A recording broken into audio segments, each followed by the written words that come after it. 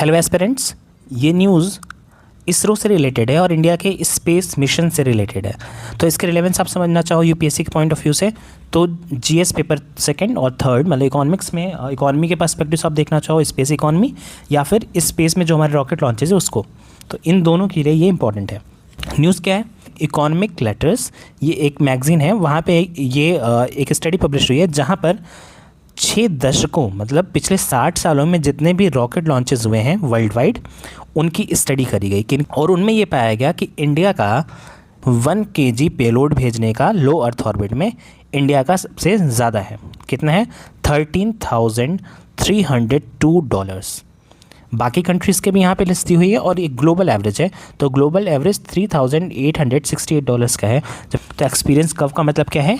As cumulative production doubles, मतलब जैसे आपका प्रोडक्शन डबल होता है आपकी जो पर यूनिट कॉस्ट है वो कम हो जाती है लगभग 10% to 30%।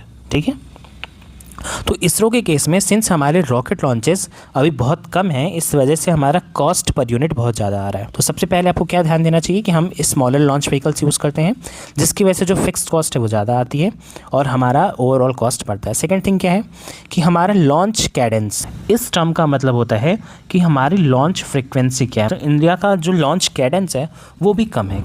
कितना कम है? तो हमने 2025 में सिर्फ 5 लॉन्च करी थी। यूएसए ने 150 से ज़्यादा किया, चाइना ने 70 से ज़्यादा किया और रशिया ने लगभग 20 किए। तो आप समझ सकते हो कि इस वजह से हमारा लॉन्च कैडेंस कम है और जैसे आपका लॉन्च कैडेंस कम होता है आपका एक्सपीरियंस कर्व इफेक्ट भी कम हो जाता है जिसकी वजह से पर यूनिट कॉस्ट बढ़ती है।